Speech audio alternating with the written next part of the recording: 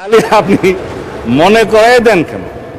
আমি তো ৭১-এর একটা বিষয় না বলেই আপনাকে পার করে দিতে চাইছিলাম। আপনারা সবাই জামা কাপড়ে মৌলানা আর কি, আমরা কোট শুট পরে মৌলানা।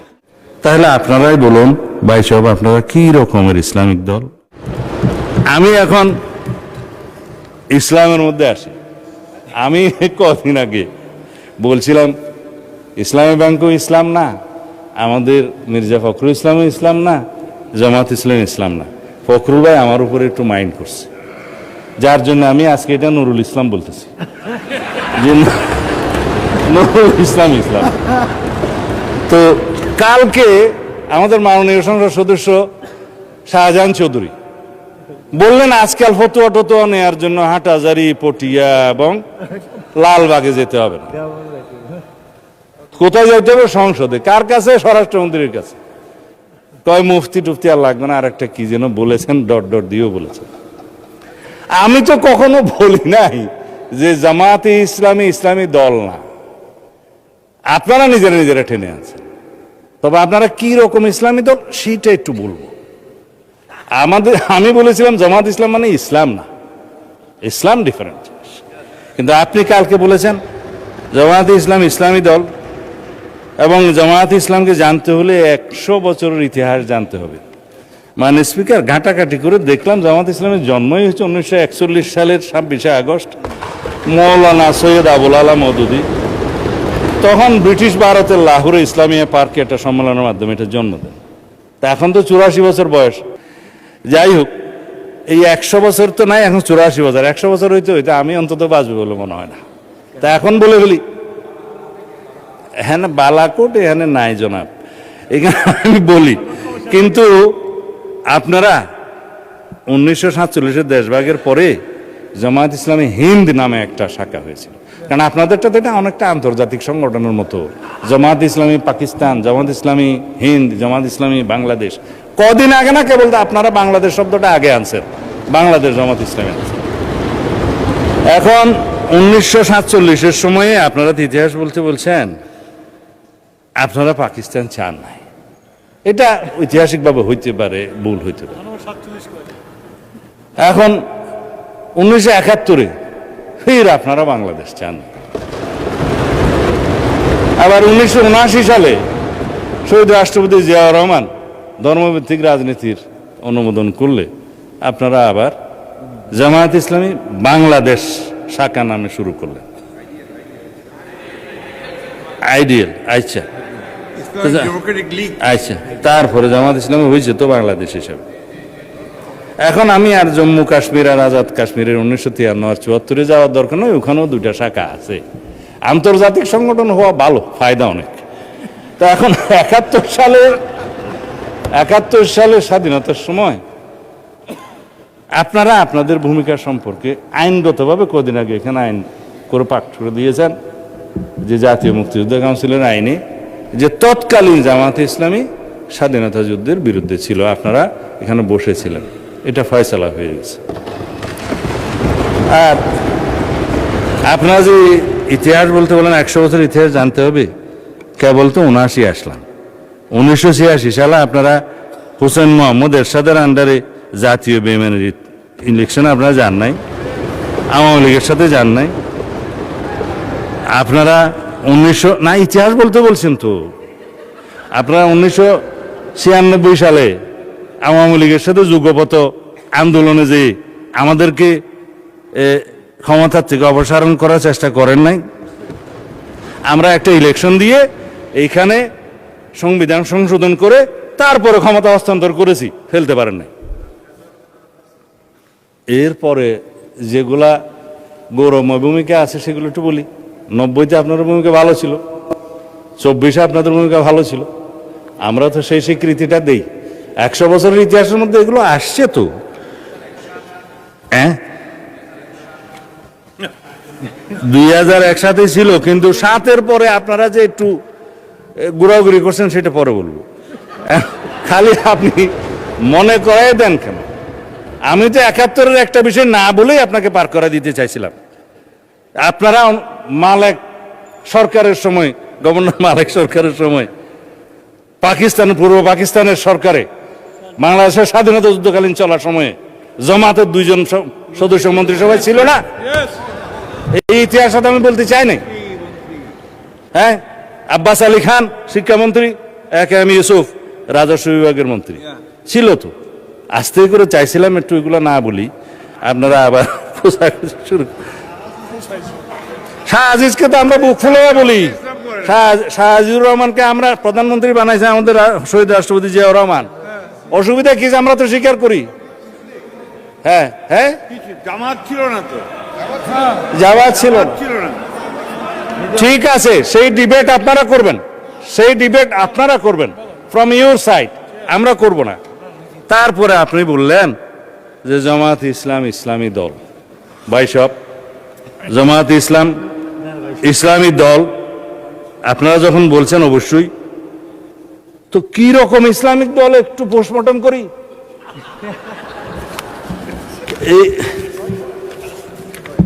এইটা হচ্ছে আপনাদের নির্বাচনী ইশতেহার দলিল। এটার মধ্যে মনে হয় 93 পৃষ্ঠা আছে, খুব রঙিন রঙিন পেজ, দেখতে খুব সুন্দর। এখন আপনারা এই পূর্ণাঙ্গ বইয়ের কোথাও কি আপনারা বলেছেন যে আমরা শরিয়া ব্যবস্থা জারি করব, শরিয়া ভিত্তিক রাষ্ট্র ব্যবস্থা করব? করেন না। জবাব আপনারা দিন। আপনারা কি কোথাও বলেছেন ইসলামী রাষ্ট্র ব্যবস্থা, ইসলামী সমাজ ব্যবস্থা বা ইসলামী বিচার ব্যবস্থা বা ইসলামী অর্থনীতি প্রতিষ্ঠা করবে? পেজগুলো ভঙ্গ করে রেখেছি এখানে, ভাগ ভাগ করে আপনাদের আর্থিক অবস্থা, তারপরে আপনারা যেটুকু পড়ছেন আমার মনে হয় আমারও ততটুকু পড়তে হয়েছে বাজ করতে করতে। আইন ও বিচার ব্যবস্থা দফা নম্বর 9, তারপরে আপনার দফা নম্বর মাথা উঁচু করে দাঁড়ানোর অর্থনীতি, ইসলামিক ব্যাংকিংয়ের ব্যবস্থা তো এখানে কোথাও লেখেন নাই আপনারা। এখানে তারপরে কি দফা? শিক্ষা ব্যবস্থায়, শিক্ষা ব্যবস্থায় আপনারা লিখেছেন মাদ্রাসা শিক্ষাকে আপনারা স্বকীয়তা বজায় রেখে কারিকুলাম আধুনিকায়ন করবেন, একবার 1 নম্বর দফায়। কেন বাংলাদেশের মানুষ কি শুধুই মাদ্রাসায় পড়ে? এখানে প্রাথমিক শিক্ষা আছে, হাই স্কুল আছে, মাদ্রাসা আছে, একটা হইতে পারত, কিন্তু আপনারা টপ মোস্টে গেলেন এবং এখানে কোথাও শরিয়া আইনের কথা আপনারা বললেন না। ওই দফাতেও ধর্ম এবং নৈতিকতা পৃষ্ঠায় আপনাদের দফা 28, ইসলামী রাষ্ট্র ব্যবস্থা নাই, ইসলামী শাসনতন্ত্রের কথা বলা নাই, ইসলামী সমাজের কথা বলা নাই। তারপরে যেটা আমি এখন বলতে চাই নাই সেরকম কথাটা বলি। এখানে একটা কাগজ আছে, কাগজটা কোথায় যে রাখলাম,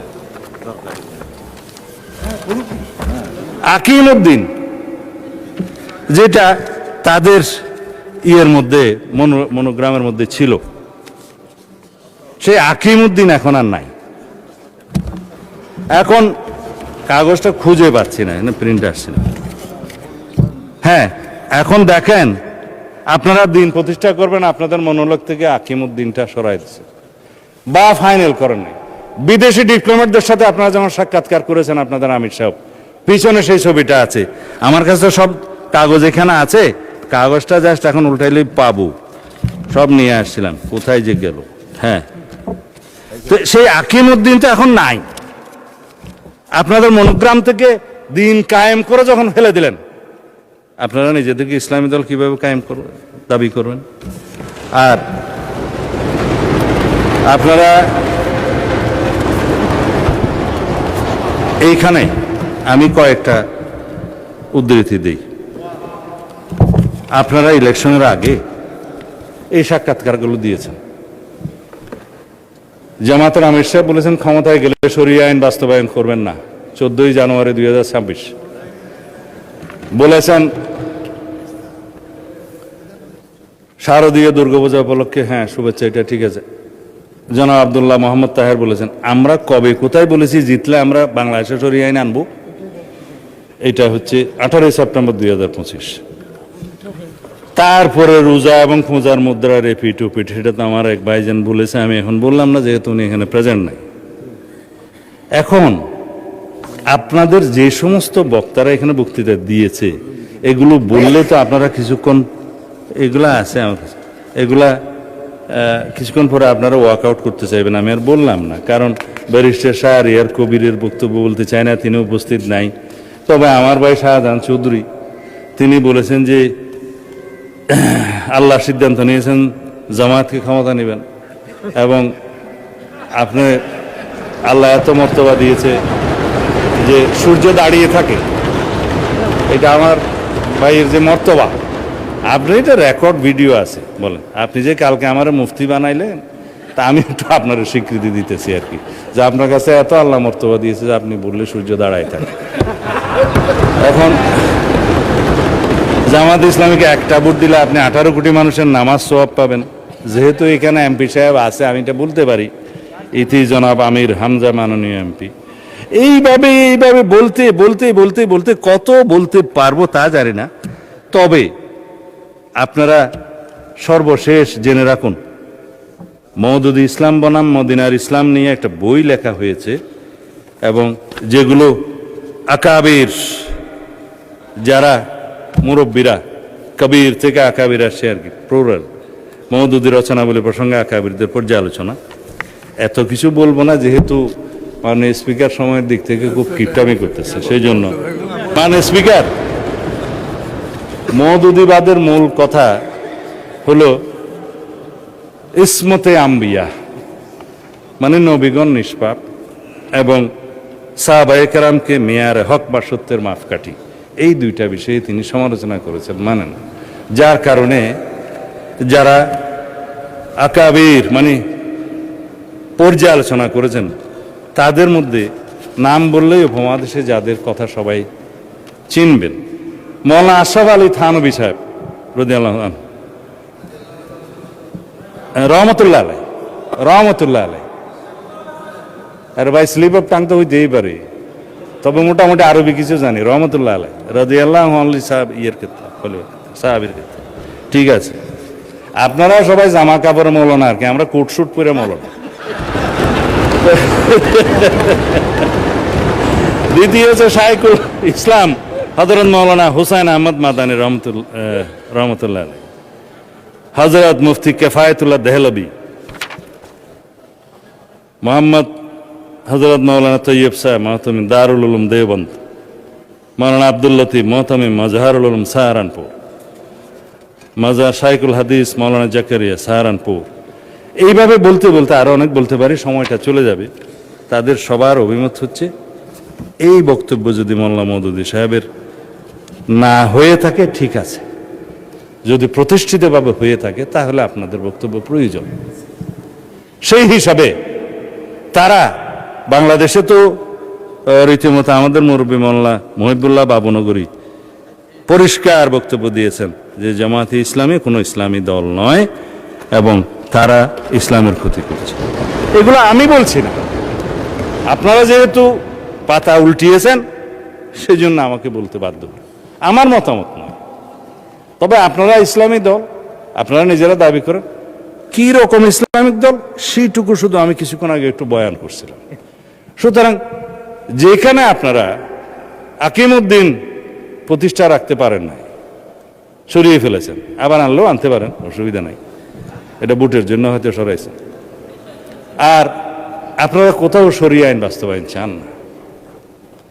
আপনারা ইসলামী ব্যাংকিং প্রতিষ্ঠার কথা আপনাদের ইশতেহারে বলেন নাই। আপনারা ইসলামী সমাজ ব্যবস্থা, ইসলামী অর্থনৈতিক ব্যবস্থা, ইসলামী বিচার ব্যবস্থার কথা কোথাও বলেন নাই। তাহলে আপনারাই বলুন ভাই সাহেব, আপনারা কি রকমের ইসলামিক দল? এইটা আমাদের জানতে ইচ্ছে করে। এটা কোনো বিতর্ক নয়, এটা বিতর্কটা আপনারা তুলেছেন বলে আমাকে জবাবগুলো দিতে হয়েছে। তো এই ফতোয়া দেওয়ার জন্য ফতোয়া আলমগীরিও মুখস্থ করতে হয় না, মুহাদ্দিসও হতে হয় না, পটিয়া হাটাজারিতেও যেতে হয় না, এগুলো সাধারণ জ্ঞান। তা আশা করি বাংলাদেশের জনগণের সাথে আপনারা ট্রান্সপারেন্টলি, স্বচ্ছভাবে আপনারা যা তাই আপনাদেরকে প্রকাশ করবেন। আপনারা যা নন সেটা নিয়ে আপনারা জনগণের সামনে অবশ্যই কোনো রকমের দ্বিচারিতা করবেন না। আমি প্রতারণা শব্দটা বলি না, কারণ এটা একটা আনপার্লামেন্টারি ওয়ার্ড। তা আমি এই 9:30 পরেও যদি বক্তব্য দেই তাহলে পরে অনেকেই বিরক্ত হবে। আমি মাননীয় স্পিকার ওইখানে তো আবার 27 মিনিট আছে, এটা কেমনে আসলো? বাড়াই দাও। না আপনি বলেন। না না না না এই, Not possible. আচ্ছা মানে স্পিকার, ওনার সময়টা আপনি ওনাকে কালকে দিন, আমি ওনার সময়টা নিতে চাই না, এটা একটু অসুন্দর দেখে, আমি আর অন্য কোনো সময়। ধন্যবাদ।